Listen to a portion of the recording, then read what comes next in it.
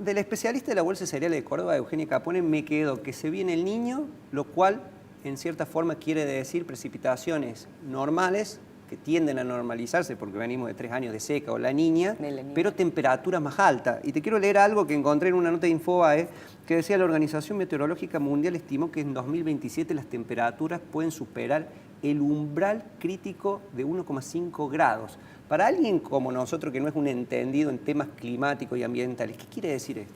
Quiere decir básicamente que este verano que tuvimos va a ser muy fresco al lado de todos los veranos que se vienen a partir de ahora. No me digas, porque ha sido extrema la temperatura, y me acuerdo un marzo con récords, inclusive casi superando a eneros de años anteriores. Exactamente, y sumado a eso, si va a llover, el cambio climático lo que va a hacer son eventos extremos. ¿Qué significa eso? Que puede llover lo que está previsto para todo un año, ¿sí? A lo mejor quizás en 2 o 3 días, por ejemplo, ¿sí? Sin perjuicio que puede llover mucho más y eso genera las inundaciones, como por ejemplo está pasando en Italia en estos días, por ejemplo, ¿no? Así es. De hecho, un meteorólogo que vino acá, Los Turelo, me mencionaba esta tendencia que vos decís en cuanto a lo climático, que estamos como en una bipolaridad.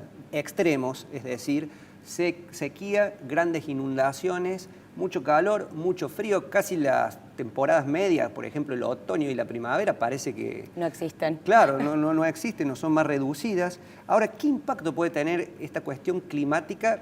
Ya te estoy hablando en la seguridad alimentaria, en la salud de las personas. Evidentemente las consecuencias del cambio climático, creo que por primera vez este año con la sequía extrema fuimos conscientes. Creo que el campo es nuestro sector más importante para lo económico y cuando nos damos cuenta que la sequía impacta de manera directa en ese sector, empezamos a darnos cuenta, en primer lugar, cuestiones económicas, que antes no asociábamos el ambiente con lo económico. Hoy, cuidar el ambiente es una cuestión estratégica para poder desarrollarnos económicamente, sin perjuicio de lo que es la seguridad alimentaria. Ahora bien, en temas de salud, el tema más importante son las alergias. Porque una de las consecuencias que tiene ese calentamiento global tiene que ver con todo lo que es las alergias, por ejemplo. Yo soy alérgico, así que puedo dar fe. Y te agrego un punto más, que a raíz de lo que ha sido la invasión rusa a Ucrania, ha desatado todo un conflicto energético por los recursos.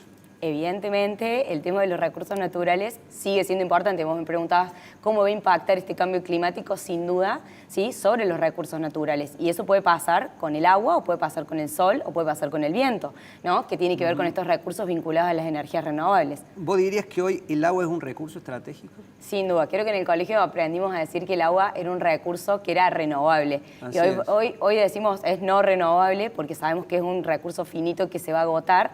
Y creo que hoy nos damos cuenta, y de hecho todavía no somos conscientes. Por ejemplo, la luz tiene un valor, ¿no?, económico y la cuidamos mucho más, pero no falta mucho para que a partir de ahora el agua aumente y nos la cuenten y ahí empezar a cuidarla, porque hoy la derrochamos muchísimo. Creo que si Córdoba no hubiera tenido las últimas lluvias que tuvimos a principios de marzo, finales de febrero, la situación que hubiera tenido Córdoba en septiembre, agosto, septiembre, hubiera sido muy crítica. Córdoba es una provincia semiárida, sumado con el cambio climático es un cóctel terrible. Te voy a agregar una pregunta de Juan Turelo, que me la suele comentar cuando hablamos informalmente de estos temas, y me dice: ¿Córdoba se convertirá en un lugar semiárido o árido completamente, dado todas estas, digamos, inclemencias climáticas? Evidentemente, la proyección tiende a esta situación que está viviendo, por ejemplo, Mendoza, por ejemplo, ¿sí? Pero también tenemos mucha humedad, por ejemplo, ¿no? Con esto de lo climático, lo tropical, ¿no? Porque lo tropical, hoy tenemos temperaturas con una humedad súper alta, también tiene que ver justamente. Y en esto, como decía, el impacto de la salud, el dengue, el chikungunya y demás, son consecuencias de este calentamiento global. O sea, con lo cual, imagínate si va a llover con el Niño, cuál va a ser el efecto del dengue en nuestra provincia y en la Argentina. Bueno, te presentaba en la entrevista como directora de la licenciatura en Ambiente y Energías Renovables de la Universidad Siglo XXI, pero estamos en un año electoral, entonces quiero mixear las dos cosas. Hay muchos partidos y espacios que están buscando captar ese voto joven. Acá vino un consultor y dijo que los menores de 35 años va a representar la mitad o un poco más del padrón electoral. Esos jóvenes o ese segmento etario parece tener una conciencia ambiental mucho mayor que otras generaciones de la población.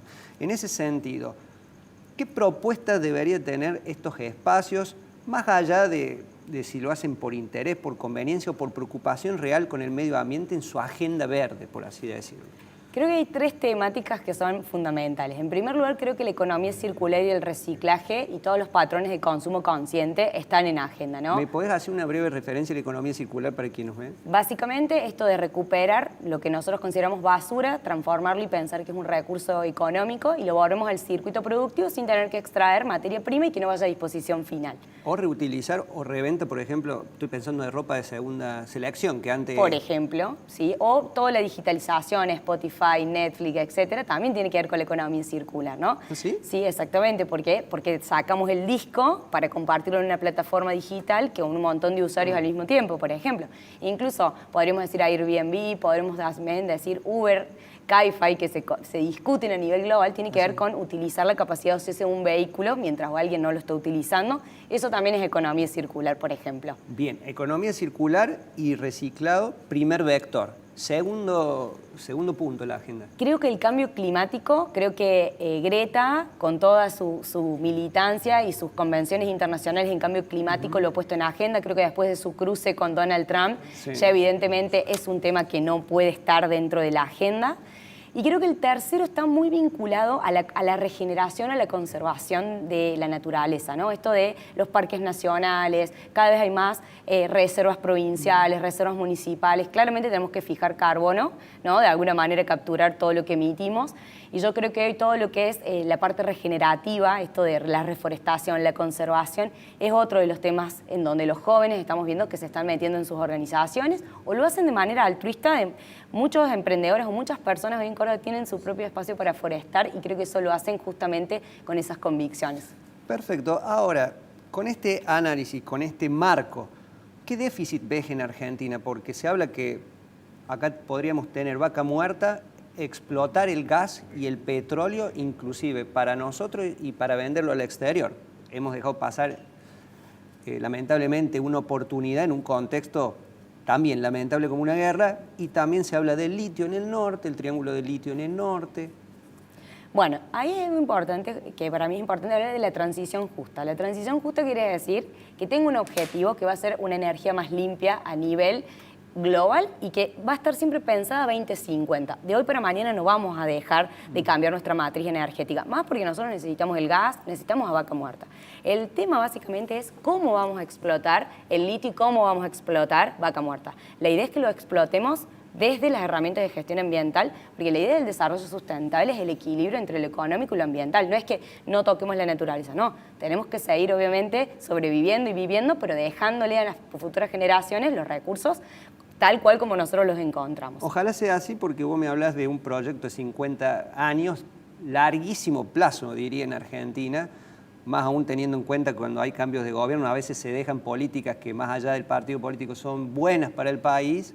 En este caso, bueno, habría que definir como una matriz energética y continuarla más, independientemente de las elecciones y quién gane. En eso, Sebastián, esta semana la provincia de Córdoba presentó su matriz energética 2050, en donde participamos todas las universidades y todas las cámaras, los entes públicos, y ya está trazado esa transición justa a 2050. ¿Puedes hacer un resumen así? ¿Qué incluye esa matriz energética? Básicamente, en el caso de nuestra provincia, nosotros no tenemos hidrocarburos, no tenemos petróleo ni gas, entonces está proyectado todo lo que es la generación de biomasa, obviamente una provincia productiva, el hecho de generar energía a partir de la bagaza de distintos procesos, como el maní, o por ejemplo, el tema de los biodigestores, por ejemplo, con el tema de los cerdos, ¿sí? Y obviamente la proyección que tenemos en materia de paneles fotovoltaicos por el tipo de radiación solar que tenemos, y obviamente creo que Río Cuarto llegó a la punta con el tema de la energía eólica, con lo cual la proyección va hacia eso. Es decir, que dentro de lo que serían las energías renovables, Córdoba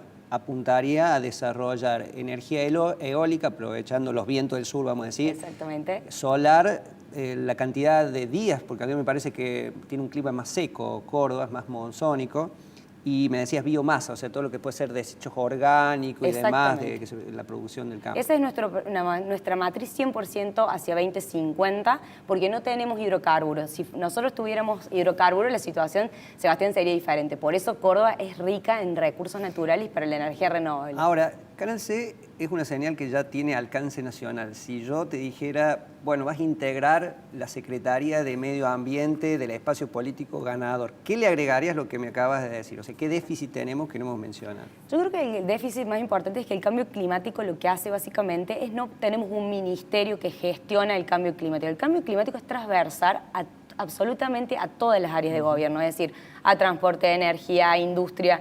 Entonces, hoy tenerlo separado no sirve. En el mundo hablamos de un comité interdisciplinario de un montón de ministerios trabajando. Entonces, hoy tenemos una falencia que lo ve una sola área y lo tenemos que ver al contrario, de manera transversal para tener la mayor lucha contra el cambio climático con las acciones concretas.